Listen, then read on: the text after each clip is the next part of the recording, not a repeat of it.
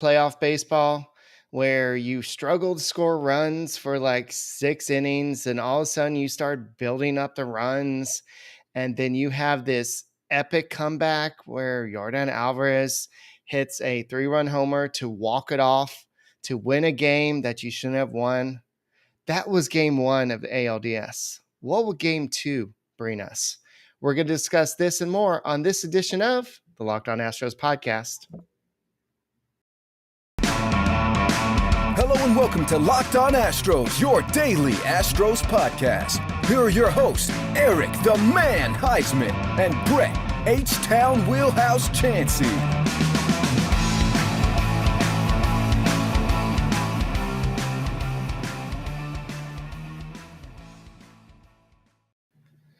We are Locked On Houston Astros, and we hope that you join us for a daily Locked On Astros podcast. My name is Eric Huysman. You can find me on Twitter at EricTalkStros. Find the show at Locked On Astros, your team every day. Brett's going to be here in a second, but wow, what a game. I'm sure people are still buzzing about that. I saw that in comments earlier.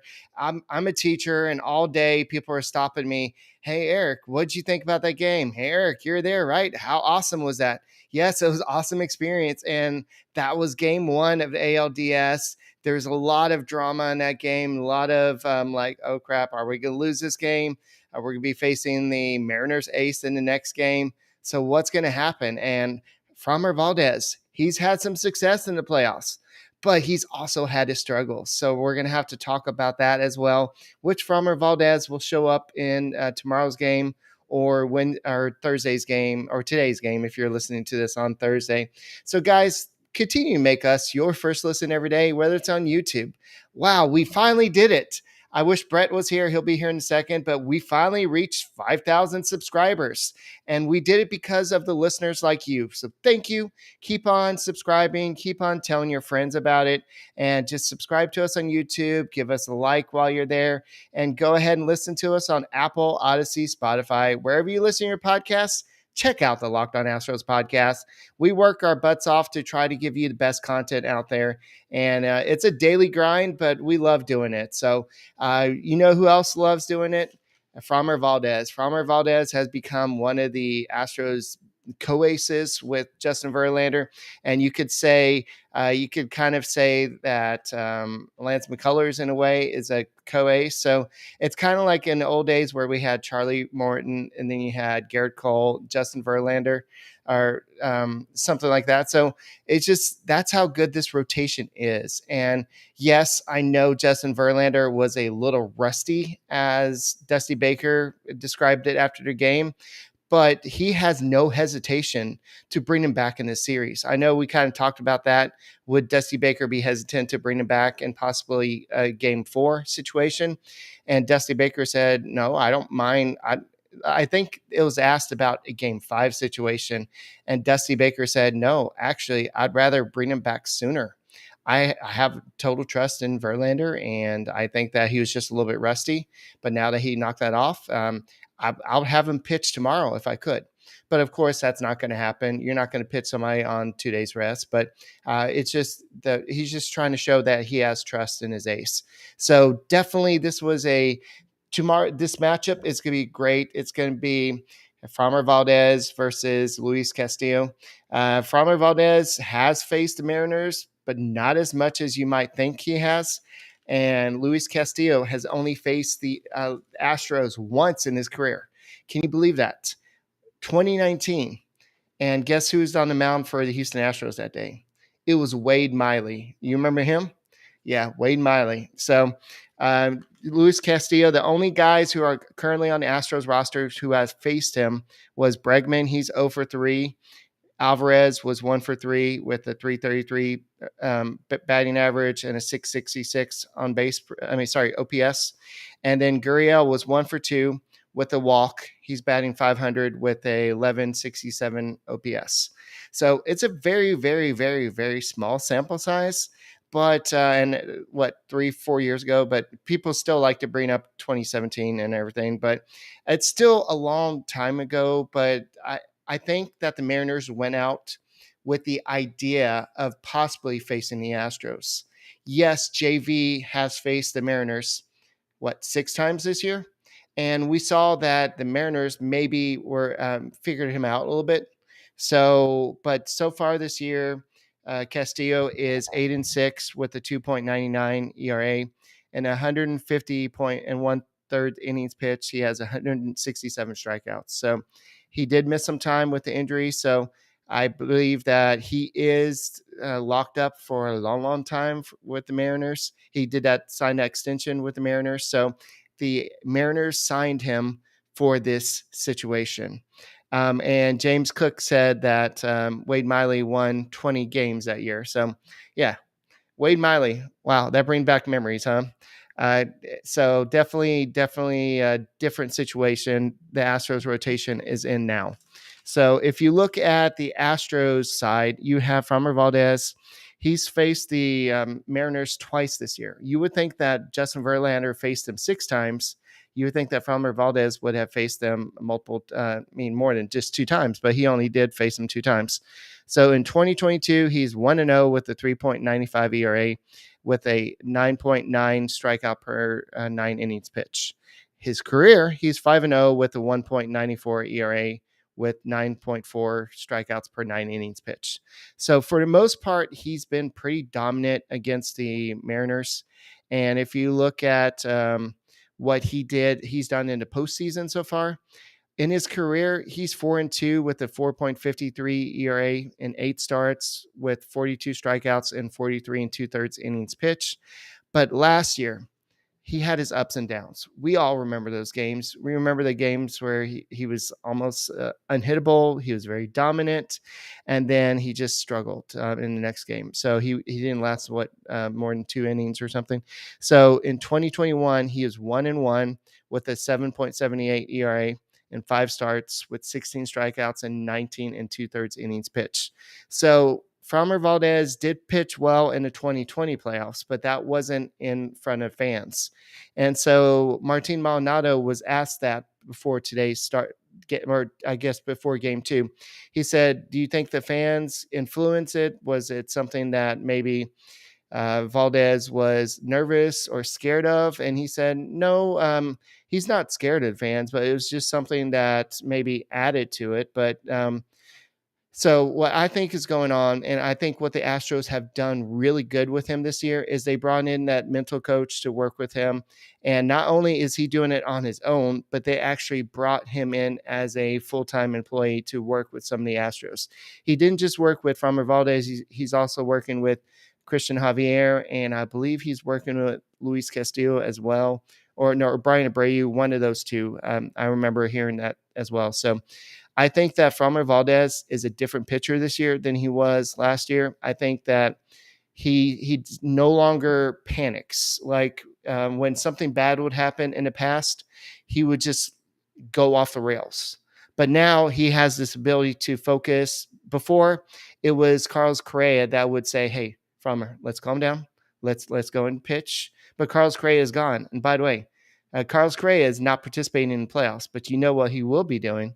He will be doing play-by-play, or not play-by-play, but he'll be in a booth for TBS. So that's going to be interesting. So you go from being in the playoffs to being one of the basically a talking head in the booth. So congratulations, Carlos Correa. But so I think that this year, Martin Maldonado has been the guy that kind of calmed him down. So it's not Jeremy Pena. Jeremy Pena doesn't have the seniority to tell somebody like Framber Valdez to do that. I don't think Jose Altuve is going to do that. So I think Martin Maldonado took it upon himself this year to do that. So I believe that we're going to see a much better version of Framber Valdez, and that's got to start tomorrow. And the Mariners are going to attack him early, and they're going to try to get the Mariners are going to just try to do like they did with Justin Verlander. They're just going to try to attack him and just try to get a lot of runs and just score early and often against him. And then Dusty Baker is going to see how long he can go with Justin Verlander in that situation. So, it's going to be in the TBS studios. Yes. So that Carlos Correa will be in the CBS studios. So, and Framber is a much different guy. So, Brett, let me know when you're ready. Are you ready? Okay. So Brett What's is up, man? here. All right. Yeah, I'm here, guys. Hey, sorry about that. A little late arrival here. So I don't have no idea where you were at because I can't watch the podcast and drive at the same time, unfortunately. That's right. But so I just want to say this: Framber Valdez, game 2, correct? Yes. And we're Okay. just talking about he's a different guy this year. He had the 25 straight quality starts. And yes, he did kind of go off the rails for maybe 2 starts, but then he settled down in his last start. And I think that this is not the 2021 version where he had a No, I'm not. 7.78 ERA in the playoffs. I think we'll see him kind of revert more to his 2020 form where he was dominant, but that was without the fans. No, but I still like Lance McCullers at home in game 2 better than I like Framber Valdez. I'll be real honest with you. I know, but it's not going to happen. No, well, obviously it's not going to happen. It's already set. But yeah, I'll get to that here in a little bit. Yeah. But yeah, Lance McCullers' home record in the playoffs, I just think is like really, really hard to ignore. And I think Framber on the road is, I mean, his ERA and everything on the road works good. I just look, either pitcher, Eric, is going to work out. I think either way. I don't think the key to game 2 is the pitcher for us. I think the key to game 2 is the pitcher on the other side, right, and how our hitters react. Right. And I think if we come out and punch them in the mouth the way they did us in game 1, I think it's a different story. I don't see Seattle climbing out of that hole. And you may have hit on this, so I apologize if this is repeating it. But last year, there's no way we're winning that game. There's no way we are winning that game because Bregman wasn't 100%. It just, things weren't clicking. I mean, maybe Yordan hits a home run. Maybe Yordan makes a last ninth inning heroic effort. But that team doesn't win that game last year. But when I think about a winning combination, when I think about winning on the field and off the field, like if you're going to win off the field, you've got to dress for success, right? You've got to dress in a way that makes you feel comfortable, and that when people see you, they're like, wow, that's a respectable man right there. Well, let me tell you about Roan Clothing and and what they call their segue dress shirt. This is how you segue into a professional life, but you can still be relaxed at the same time. This dress shirt was due for a radical reinvention, and Roan stepped up for the challenge. It's called the Commuter Shirt. It's the most comfortable, breathable, flexible shirt known to man, and here's why. I've tried it on. I actually have one. It's amazing. That's reason number 1. It has a 4-way stretch fabric that provides breathability and flexibility that leaves you free to enjoy what life throws your way, from your commute to work, 18 holes of golf, or whether you're sweating out a 9th inning home run from Yordan Alvarez. Looking good is easy, and when you feel confident with a wrinkle-free shirt, nothing buys confidence like that. You'll impress her. You'll impress the people around you. And there's odor-free tech in these shirts. That's right, with Gold Fusion anti-odor technology, you'll be smelling fresh and clean all day long. And on top of that, Roan is 100% machine washable, so you can ditch the dry cleaner altogether. It's comfortable, it's mobile, it's versatile. It's kind of like Jose Altuve. It's kind of like Mauricio Dubon, because they say he's so fast. It's kind of like Yordan Alvarez. I mean, these shirts, the pants they have are amazing. So if you want to get a Commuter Shirt or anything else, go to roan.com/LockedOnMLB. Use a promo code LOCKEDON. You'll save 20%. That's Roan, RHONE.com, LockedOn/LockedOn, and use a promo code LOCKEDON. It's time to find your corner office comfort. You probably can't hear me, but Yordan Alvarez just hit a walk-off 3-run home run. The Astros take a 1-0 lead. We'll have it all tonight on Locked On Astros. Let's go! Woo! Alrighty, I saw that you had that video up there, so I was like, "There's got to be some reason." So I'm like, "Let me just go and put that up there and embarrass you." But no. I was like, wait, I didn't press that hotkey. That was awesome. Thank you, Eric. I feel so honored that you would put that up there. Now, you need to put the extended version where I No, end. no. No, not that one. No. Watch now. Let's watch this one. What just happened? Pandemonium. The Houston Astros had no business winning this game, but they don't quit. And that postseason experience that we speak of on Locked On Astros came true. Yordan Alvarez, the hero. That's right, our savior, Yordan Alvarez. Woo! Robbie Ray, no mas. Robbie Ray No Mas. Now, for the record, I was not hammered. That was a Coca-Cola souvenir cup. Did not have a single drink that day. I'm not a big. I don't drink at games. I don't like what it costs, and yeah, it's not that big of a deal for me. But Robbie Ray No Mas, I have no idea where that came from. Completely catatonic in that moment, but it was great. It was great. Yeah, and I know that Martin Maldonado had some jokes today. He said, Alvarez, Jordan, how's your back doing? He's like, what do you mean? Is it? And Maldi's like, is it a little bit sore because you carried the whole team on your back? You carried 41,000 fans on your back. You carried the whole city of Houston on your back. And that's basically what happened yesterday. Alvarez just really took the whole city and hit that ball, and that was just an amazing moment for Astros fans. And Yeah. I'm glad that his parents were actually there. That was his first their first time they got to watch him in person play a playoff baseball game, and Right. he had that moment. And I was just and I still can't believe that Robbie Ray was so confident that he threw a meatball right in the middle of the plate. Well, And what do you think is going to happen? And of course, people are like, "Oh, they know what's coming." Wink, wink. And I'm like, "Well, when you throw something right down in the middle of the plate, yeah, it's going to be easy to hit. You don't have to know what's coming." Well, I saw Harold Reynolds break down the at bats that Robbie Ray, or the battles that Robbie Ray has had with Yordan Alvarez, and 3 of his 4 at bats leading up to this one, he's given him fastballs on the inside. Almost every fastball on the inside is missed sorely inside, almost hit Yordan twice.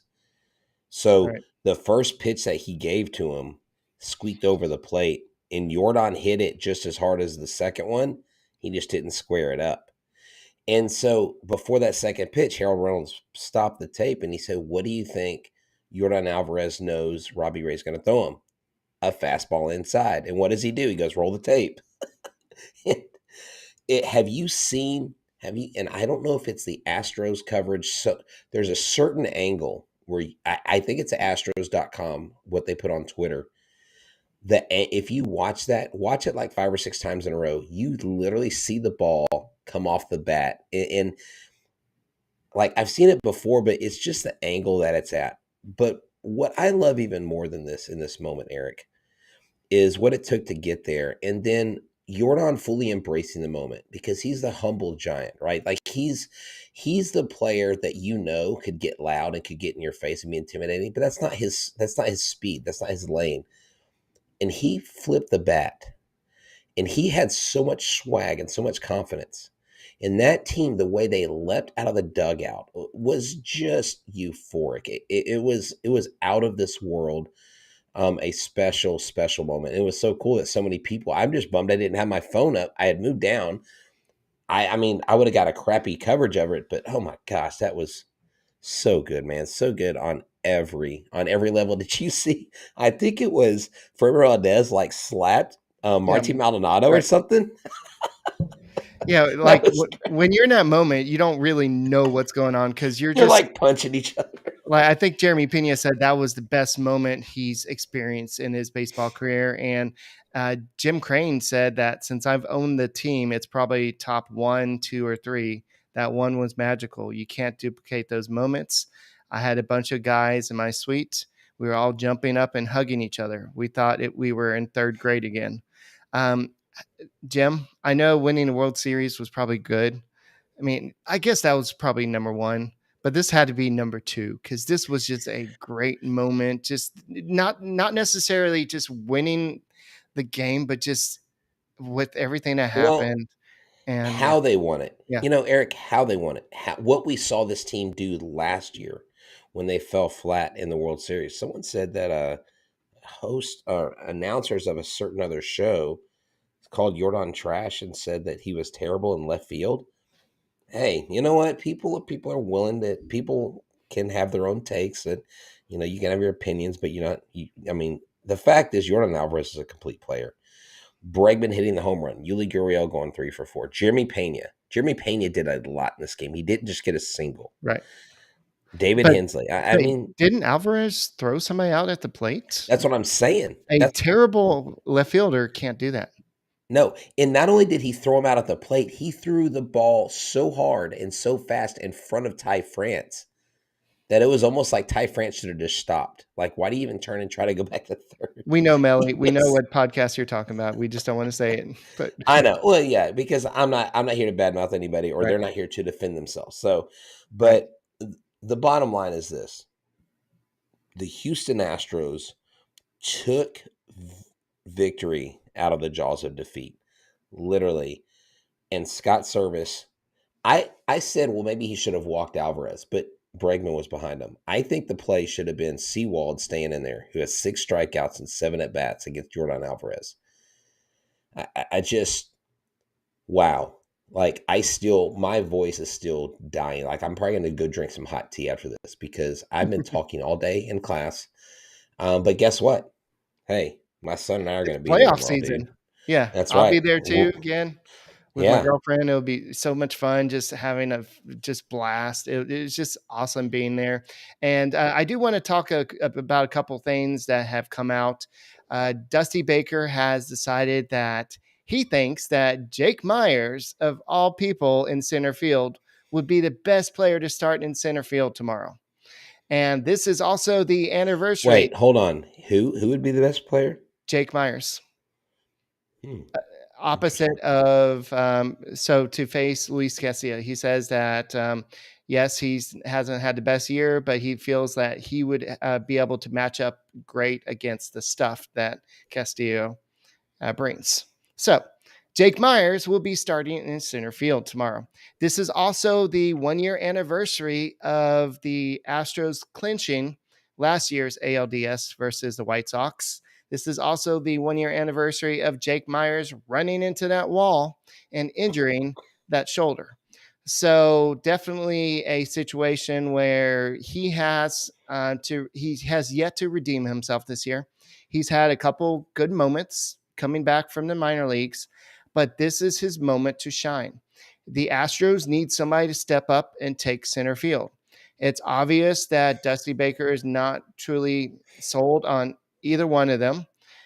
James Click has said we want Myers to take it, but nobody's really stepping up. Dubon's not. McCormick has shown some moments, and I think he's got the best bat out there. The other two guys are probably better defensively. I'm not saying Chas McCormick is a slouch out there defensively, but this is Jake Myers' game to impress. It is, and I really hate that he's doing that in a game against Luis Castillo. I would rather him do that in a game versus Logan Gilbert, but I don't. I'm not a manager in baseball. I love this Texas Dab Daddy. This guy is one of the vendors at Minute Maid Park. He's become a friend of the show, and he says that's literally the best game the Mariners are going to put together against us. This guy has seen just about every playoff game in the last few years. He is over in section, I believe he may correct me on this, around 119-ish, around 118, 119. So if you see a guy with the name Will on the back, that's Texas Dab Daddy, check him out. Buy some waters from him or some other beverages that he may have. But, dude, I had a great conversation with him, met up with him yesterday. And, Eric, like, after this game, all of a sudden people are talking about, well, what's funny was Mariners like, well, the Mariners are going to sweep the Astros. And then the Astros won there. The Astros are like, well, yep, Astros in 3. And I'm like, whoa, hey, let's not put the cart before the horse. Right. But Luis Castillo had think about this. He had such a good last start, okay, against the Blue Jays. Who's going to say he's going to replicate that at Minute Maid Park? Like that's a perfect setup for someone to not do well. I mean, Justin Verlander, what did he do the game before? It wasn't a playoff game. Right. He had 8 strikeouts in a row as a record, blah, blah, blah. Luis Castillo has a ton of pressure on him. Framber Valdez doesn't have any pressure. Right. I mean, after last year, there may be some pressure on him to show that it was last year, not this year. But I know what you're saying. But this team this year is not last year's team. It's completely different. Yeah. Because this team wouldn't have been able to survive even if Justin Verlander was on the mound, a Justin Verlander faltering like that in the beginning. Right. I just think it's solely on Seattle, because if Seattle goes down 0-2, there's literally like a 1% chance or 2% chance that they maybe come back. I like our chances tomorrow in this game. I think especially after what happened to Justin Verlander, there is pressure on Framber Valdez to just go out there and put it to the Mariners. You have to just go out there. So I want to talk a little about Luis Castillo. He has participated in playoffs before. He did pitch one time with the Reds. He pitched 5 1/3 innings. He had 7 strikeouts, and he had 1.69 ERA back in 2020. Of course, that was the year of no fans. And then he also pitched one game this year. He won against the Blue Jays, 7 1/3 innings pitched, 5 strikeouts. He threw 108 pitches in that game, a whip of 0.82. So, yes, so he has a career. Granted, it's a small sample size compared to somebody like Framber Valdez, Lance McCullers, Justin Verlander, who did pass Clayton Kershaw in the list with strikeouts and postseason strikeouts, but Kershaw did pitch today. He didn't pitch very well. That's a definite playoff game where they're going back and forth there between the Padres and the Dodgers there. But so he does have a 0.71 career postseason ERA, small sample size, but it's still a something to be worried about. And so I think that the Astros have got to do better than they did against Gilbert. They looked overmatched early, and I think that what happened was there was a lot of pop-ups early, and I just think that Gilbert was overmatching the Astros, and then it looked like they were rusty. The whole team was rusty. Then all of a sudden, something just clicked. And that's when you started having you had Alvarez with the double. Then later on, you had Gurriel with the home run.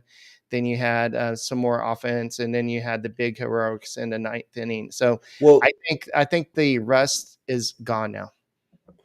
Yeah, I just think in the beginning Gilbert was dealing. I mean, this kid's a massive kid. He's like a freaking oak tree out there on the mound. And remember when we talked to Ty, he said Gilbert has a tendency to get wild, and we kind of covered this last night. But they scored. The Astros, when they scored their first 2 runs, they got that home run. Gilbert started walking people. He started getting flustered, and I really thought that's when the wheels were going to fall off for them. They didn't. The wheels fell off again after Gilbert stepped off that foul line. That screwed everything up. But get this: the Dodgers tonight and the Padres. It's 4-3 in the middle of the 7th, and the Dodgers, all 3 of the runs are off of solo home runs. And, the Dodgers are going to have some big questions in free agency. Trey Turner right now, he hit another home run. That is going to be probably the hottest free agent out there in baseball. But with the Padres going up 4-3, if they even things up and they go to San Diego even, that shifts things a lot. If they can get to Kershaw has not been ultra dependable in the playoffs. Like, he's dependable, but he's been shaky at times. Like, he's had his moments. He was 2020. It was great because they only played 60 games. No offense. But Clayton Kershaw is not the most durable pitcher. He does struggle with those things. But swinging back to the Astros, notice in the first game that even when Yordan kind of was the only marquee hitter really hitting, the guys that haven't been hitting were like the bottom of the lineup was doing stuff. Yuli Gurriel heated up, and Yuli Gurriel has shown flashes of being able to hit well. I just think right now he's dialed in. Like yesterday, Eric, didn't you feel like that? Every at bat he had, his first 3 hits, Right. he just looked like he was himself. And I haven't gotten that feeling watching him play. He's looked frustrated a lot. He does wear his emotions not demonstratively, but he does wear his emotions on his sleeve. And you can tell when he's frustrated. And he was relaxed. He was having fun. And that's a key for this team, Eric. They've got to be out there enjoying each other, enjoying the moment. And it's going to be interesting to see how this game plays out. I really didn't think 15 runs would be scored in this game. I really thought it would be a lower scoring game. So who knows? I mean, and the Astros didn't hit double digits, so they're safe to do another outpouring of runs. You know what? I really care about football. And so I really don't want the Seattle Seahawks to their kickoff to be delayed. So if according to Sports Illustrated, if the ALDS series is pushed to game 4, then the kickoff will be pushed back about 90 minutes. So I say the Astros just need to win it in 3 games. So let's not even go I 4 would games. I would be perfect with that. For football. Speaking of dude, there is so much mid football going on right now. It's terrible, bro. That's not, I mean, no cap, facts straight up. All right. The third game, October 15th, 1:30 p.m. Hooters NASA 20796. Be there. We're going to be doing a live podcast pregame and then hang out and watch the game with us. It's going to be fun. We already got some of our friends promoting it for us on Twitter. You guys come out and check us out. All right, so there's a lot to kind of wrap up on, but I talked about it earlier. Carlos Correa will be in the studios with TBS, so that'll be interesting. Yeah. Last year he was playing in the playoffs. This year he'll be in the booth or the how the turntables. Well, that 35.1 million I'm sure looks really good, but man, he would rather be in that dugout right now. I can't be convinced that a competitor like Correa isn't sitting there thinking, bro. But then again, I think that was probably more on the Astros, Eric. They didn't meet his demands. He's a player, has a right to demand things, right? But it'll be interesting to hear him talk about his teammates. I'm here for that. Yeah. So a lot of the Astros players were saying, I know y'all want to give all the credit to Alvarez. He deserves it. But don't forget about David Hensley. He did foul off a lot of pitches before he got hit by the pitch. And then you had Jeremy Pena get hit by a slider. Get the hit off a slider. And so those were 2 rookies that stepped up. And Dusty Baker was on what was the loud guy on MLB Network? Mad Dog show. What was that? I didn't know what that was. People know what I'm talking about. The one that talks a little loud. Russo. Mad Dog Russo or whatever his name is. But definitely he was saying that he talked to all the rookies and was like, and all of them are ready for this. They're ready for the limelight. They're not scared of it. High heat. That's what it's called. You danced all around that word. So I couldn't remember what it was off the top of my head. You were like, baseball is hot. It's this thing that's like heats up, and I'm just like Dusty Baker. I say one thing, then I it's like a heating plate. It's like this is the face of a guy who doesn't know what he's trying to say. So Justin Verlander was one of those people that said, yeah, we got to give these guys credit. These rookies came through for us. And so also, unfortunately, Joe Espada went for 3 interviews in the past week or so. One of them was the Marlins, and I think I forgot the other 2 teams, but there's a lot of interest in Joe Espada right now. I believe the White Sox are one. And so turn into a gremlin. But Joe Espada is getting a lot of interest. And I know earlier this season, he was like, when is it my turn? Like everybody else I keep on hearing the word no, but there's a lot of openings this year. So he may hear yes. And the Astros, if Dusty Baker wins the World Series and decides, okay, I got my World Series, peace. then the Astros could be without a manager because Joe Espada is not going to wait around forever. And then guess what we're going to hear? AJ Hinch's name again. We're going to hear it. I've already seen it. AJ Hinch 2023 Houston Astros manager confirmed. I'm like, stop. AJ Hinch is not coming back to Houston. I would be shocked. But here's the thing. I know we got Story in AAA. I don't think Thon would be promoted to a major league manager from the Fayetteville position. He can work his way up in the system. He's a very good manager down there. But I just like Joe Espada has been the guy. I just thought, Eric, he's like the heir apparent. I mean, this is like a royal bloodline. Like Joe Espada elevates himself to king of Astros country or H-Town country. Right. As Jeremy Pena calls it. But I'm going to be disappointed. I'm going to be disappointed if Dusty retires and if Joe Espada is not. No, LaRussa. No, LaRussa's Actually, done, he's guys. not available. He's going to be medically unavailable for the 2023 season. So we Jay know what Roberts happens. says that Tony LaRussa will be available. We know what happens with people that are in positions of leadership where they're not. Anyways, so all right.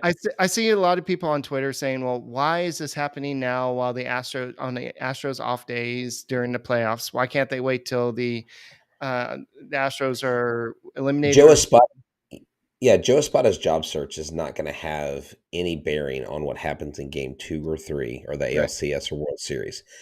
I mean, it'd be different if it was like the manager, right? The manager's openly seeking another job after the season. He's out. That would be different. He's the bench coach. I think the dynamics, because even if he gets hired, he'll stay with the team through the playoffs. He's not going to jump ship, Yeah. Yeah. So definitely. And Patilla actually he's not the Astros assistant GM anymore. He got a job with the Giants now. So he is the general manager over there. This is something that we should have touched on a couple of days ago, but we got playoff things to talk about. And so the Astros will be looking for a new assistant GM, but it had to be so awkward for James Click to be addressing the assistant GM when he doesn't even have a contract for next season. So how are you going to replace your assistant GM? I think we're going to be looking internally, and I don't have a job yet. So, well, so here's the thing, and just to tie this into Carlos Correa, maybe Carlos Correa goes to San Francisco. I mean, that would be a landing spot. That would be a place where he could make a name for himself, and Pete Patilla was the president of player development from 2016 to 2019. So this guy knows his stuff, bro. We're losing a big piece of our development arm, but we have to trust in James Click. I mean, Jim Crane. Good Lord, I'm so tired. We have to trust in Jim Crane because Jim Crane typically makes the right moves, makes the smart hires. He puts the right guys. He knows how baseball is supposed to be run, and he does it the right way. Yeah, and go back to why Joe Espada is doing the interviews now. The other teams don't care that the Astros are in playoffs. They want to get the best manager available, so they are trying to get it done now before the manager candidates fly off the shelves. Get them now before they're gone. So, and the Astros are seeking current Major League Baseball executives for any position they have in Major League Baseball. That's all I'm going to say. Yeah. All right. So let's go ahead and really quickly before we end the show, do you see any other lineups changes besides Jake Myers in the lineup over Chas McCormick? Do you really think that they're going to – I mean, Martin Maldonado is kind of from – Can we have Diaz as a DH? You could. I mean, I'm sorry, Trey Mancini. I'm sitting you in game 2 after literally, you blistered the ball a couple times. Great. Your expected batting average was 8,000. I don't care. You didn't do anything. Love Mancini as a person. was fully on. Dude, I was all in on Trey Mancini when he came here, but he's Yeah, not getting jack squat done. right. Is Christian Vasquez going to catch this game? No, because Framber Valdez Oh. needs his mentor out there, Martin Okay. Maldonado. All right. All right. So, I just especially okay. in this big pressure game, you can't have your mental coach out there, so you need your mentor out there. So Carlos Correa Yeah. is not there anymore to say, "Hey, kid, you got to settle down." And now Martin Maldonado has to go out there. So, uh, And I understand. Hold on one second. I understand it's Trey Mancini's first postseason. Okay. But we only have so many games. Like this isn't like, hey, let's let him get warmed up with 8 postseason games going over. I'm just saying, you've got Aledmus Diaz, who has hit over 300 since the All Star break. He's got a bat, guys. Don't monologue me. I'm not. I'm just Oh, saying. I thought you were gonna monologue me. No. I do think that would you rather have Trey Mancini coming off the bench or Ledmus Diaz with the bases Well, loaded? God dang it, Eric. Why do you make why can't you just agree with me? Why do you have to do this to me? Because it's Like more our fun. I know, I know. Look, look, here's the deal. This, you know what? Good night. I'm checking. I'm so Mic drop. Yesterday's zap, yes, that was good. That's okay. All right. Julio And Rodriguez is 0 for 3 in his career versus Framber Valdez. Ty France is 2 for 10 in his career, but he's 2 for 6 in 2022. No home runs. If you look at JP Crawford, he's 2 for 7 with a 286 batting average and 715 OPS this year, but 4 for 16 in his career with the 250 and a 563 OPS. Carlos Santana is 1 for 5 versus Framber Valdez with a 200 batting average and an 829 OPS. He did walk twice. So that's kind of the guys against Framber Valdez. A lot of these guys have faced him, but it's not like a lot. So there's on both sides, there's some exposure, but not a lot. And the Mariners could use that to their advantage. But also, I think the Astros are going to ride Alvarez's home run, and they're going to just. I think they're going to take care of business. So, any other I thing? I do too. No, I think they're going to take care of business. I would be shocked if Luis Castillo came out and was as sharp as he was in game 1. It's going to be hard to replicate that. And I think any vulnerabilities the Astros will expose. And I think they take care of business in game 2. But again, you have to get 27 outs and you have to be up top at the end of the game. Joseph said Correa gonna say at least once on air that it's still his time, or he's gonna reference going shopping at Prada Yeah. or something like that. Yeah, if you So want, hey, I'm available. If you want the best shortstop for the playoffs teams, you can come get me. I'm Prada or Dior or okay, whatever. real quick. Oh my God, 43 minutes. Holy crap. We gotta go. Yeah, Um, uh, like, is there any way? I'm just asking this question. Is there any? It's like so. Brantley's done, right? Brantley's done for the season. He shut it down, yes. right? Uh-huh. Okay. I don't know, man. I The just saw Astros him have in already those. announced that he's out for I the know, season. I I know. know somebody was jokingly saying that, No, I but wasn't thinking about that. I was just like, I saw him walk out on the field. I was like, man, that sure would be nice. now batting for the Houston Astros and ALCS, it ain't happening. It I ain't know. happening. So, I guys, know. I'm excited about game 2. Framber Valdez versus Luis Castillo. Astros are probably going to try out the same lineup with Jake Myers instead of Chas McCormick. And there's nothing you can do about it because it's Dusty Baker's team. And we're going to talk about the game. Hopefully, Brett and I may do a live something before the game tomorrow at the stadium. But I'm excited about this. Hopefully it's a little bit better outcome.